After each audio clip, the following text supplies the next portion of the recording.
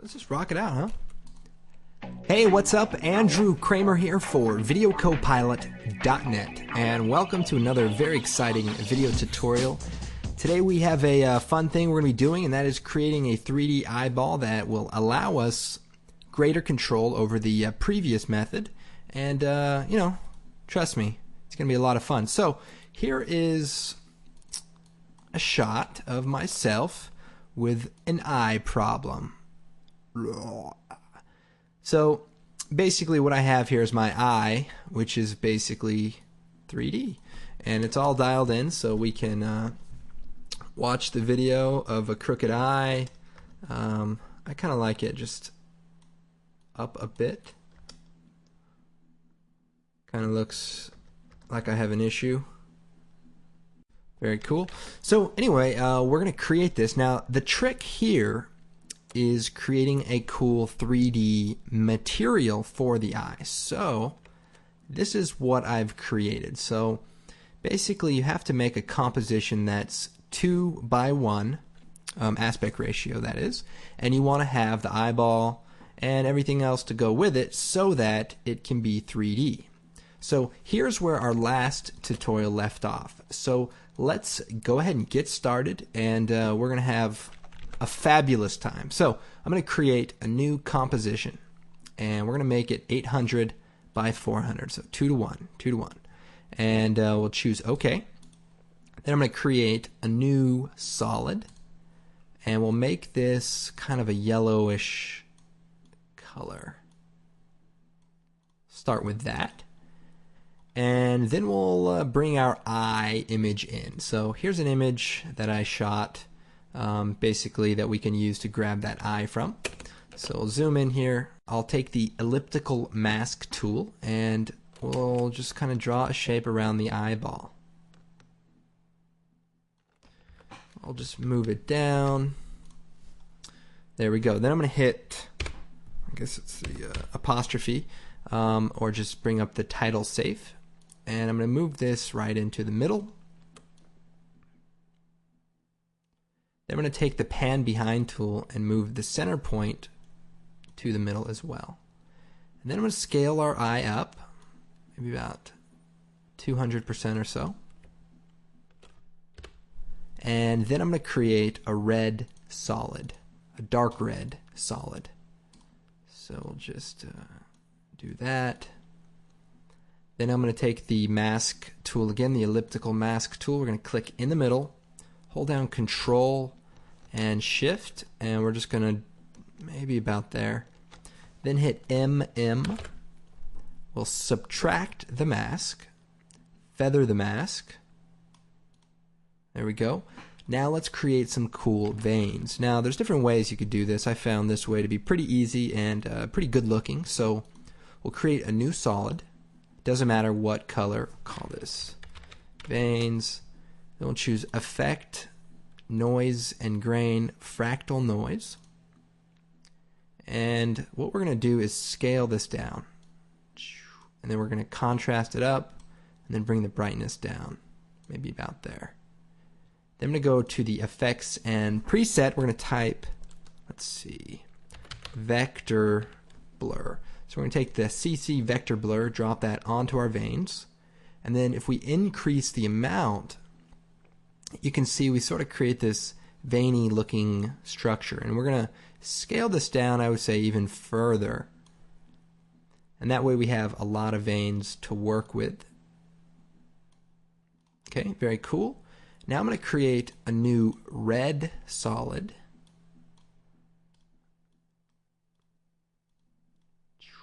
I'm going to put this below the veins, and then we're going to use this as the opacity map. So with the red layer selected, I'm going to change the track matte to Luma Matte, and that creates our veins. We'll put the deep red solid above, and that way we just see the veins inside. Looking good. Now to our red solid, let's take the veins out of the middle. So I'll take the elliptical mask tool, click in here, hit MM, subtract the mask, and then we'll feather the mask and then expand it even a little bit. Okay, one more layer so we can add a little more detail. New solid, doesn't matter what color, yeah, actually like a little darker red. I'm going to choose Effect, Noise and Grain, Fractal Noise, and we'll change the blending mode to Multiply. And so we create kind of a cool effect. We can, I don't know, that looks pretty good right there. Let's put this below the deep solid. We'll take the elliptical mask tool, draw a shape around here, hit MM. We're going to subtract this mask and then feather it. Then we'll take our deep red, hit MM, and we'll expand it. Well,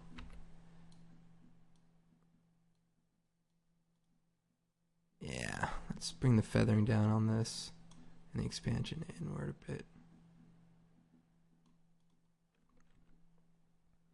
Okay, so that's looking pretty good. And also we may want to change the color of the background and maybe make it a little more orange just because of the color treatment. But we'll be able to adjust that a little bit more in a moment. Okay, there's a few things we have to do to make this look a little more real. For now, though, let's go into our comp that we left off in the previous tutorial, and then we'll take comp number 5, drag it out, that's our eye, and then we'll come to the effects and presets, we'll type sphere, bring that out onto our material, and there's our eye here, and we want to scale this down so it fits into the eye socket, so about here. We can bring the opacity down too to kind of match it up.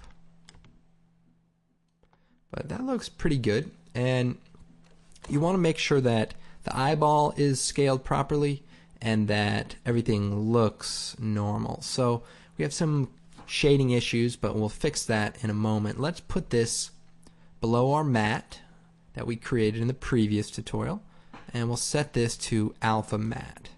We'll shut off this old eye, and so now we have a new eye, and it's looking good. So let's go into that comp, go to the light settings, bring the intensity down to 0. Then we'll go to the shading options, bring the diffuse down to 0, specular to 0, and turn the ambient up to like 80. Maybe even a little more. And what we want to do is color correct it so that it looks proper inside of the material. So this eye is a little darker green than this eye, so let's try to match that a little bit. So I'll choose Effect, Color Correction, Curves. I'll go to the red channel, just bring that down a click, and the RGB channel, bring that down just a bit. Let's see how that looks.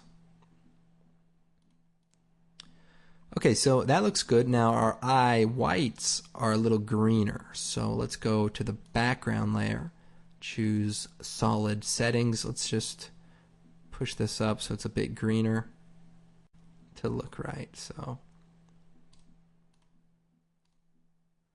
okay, so that looks pretty good. Now our eye is not looking real. It's a little too sharp around the edge, so we want to soften that up. So we'll go to the eye, hit F, and we'll feather our mask maybe about 4 pixels or so. Now we do have one problem, and that is we have sort of this dark eye ring, and that's just how it looks. You know, what can you do? And we need to recreate that. So let's make a new dark solid. We'll just we'll use this black here, this dark green, and I'll shut the layer off. Take the elliptical mask tool, and we'll draw a shape around the eye. Then I'm going to hit M, select the mask, and duplicate it. And then, let's see, turn it on. I'm going to set this to subtract, and then bring the second mask down and bring the expansion down. So I've created just a ring there. And then I'm going to choose Effect, Blur, Fast Blur. We'll set this to like 10. And it's a little too perfect, so we'll add a rough edges to the dark solid. Set this to about 3, maybe a little less. Better yet, let's put the blur after the roughen edges. Let's see, we'll turn this up. Turn the blur down a bit. Maybe 3, 4. Okay, and then we'll bring the opacity of this down too.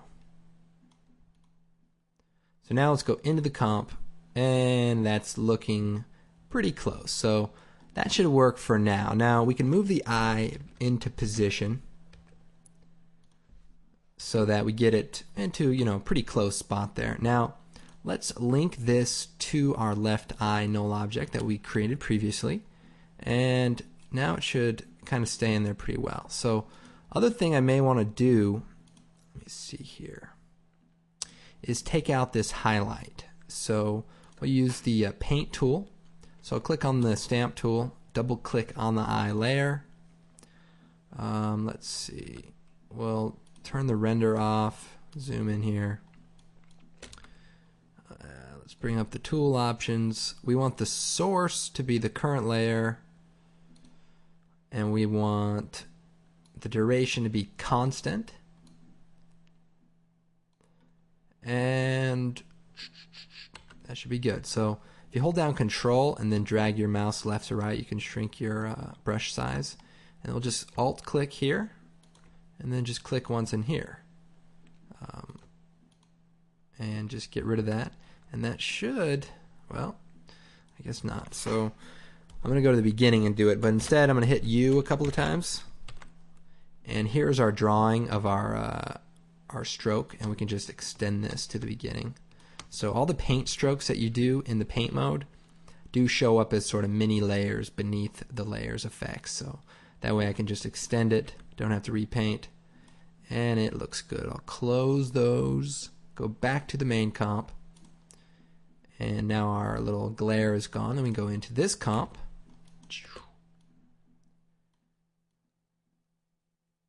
Actually, we'll turn the specular off at this point so that it shuts off.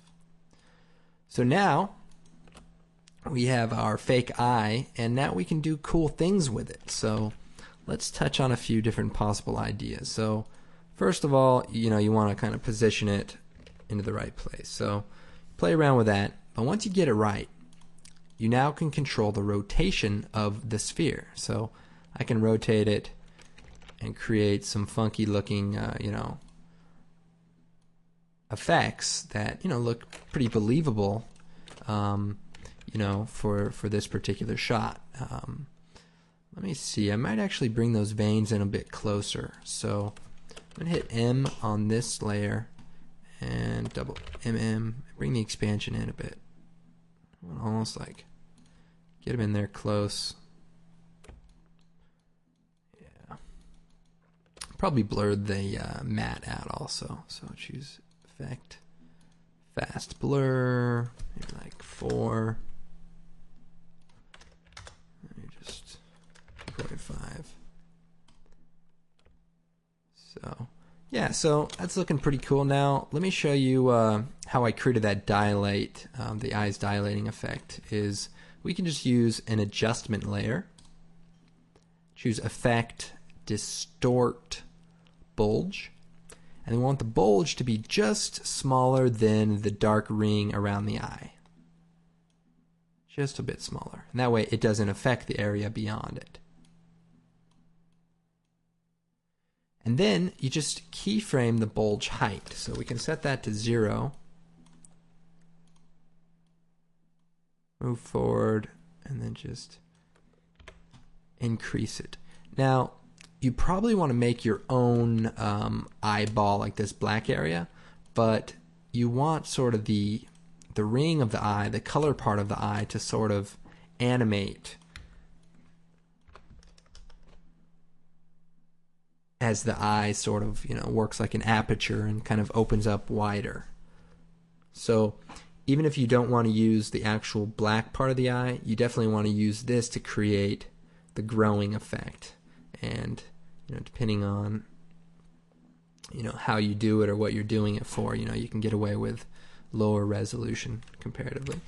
If anything, it's good practice to try to be able to match something synthetically, or match something that is synthetic using just the tools in After Effects, because it can be tricky. The last thing I think we would do is just add some match noise to this shot, and we can do that by just doing Effect, Noise, Match, Grain, set the mode to Final, set the source to the footage, the main shot footage, and let's see. Maybe I'll increase the intensity of it just so we can see it a bit better. Anyway, it just adds a little bit noise that makes it match with the original footage a bit better. So that is definitely something you want to make sure you do when you try to do these kind of effects, is you want to blend with your footage well. So anyway, man, hope I haven't wasted too much of your time. I know this tutorial was just more of a demonstration, but I just want to show you some of the tips and things that I do when I'm working, and hopefully you'll be able to pick up on some of these and expand on them with your own ideas, and hope you guys do some cool stuff. So that's it. My name is Andrew Kramer, and of course come check out our blog and our many great products from our purchase page. We have the Evolution, Riot Gear, Action Movie Essentials, and many others that will get your project jump started. So check them out. We appreciate all the support, and we'll see you next time.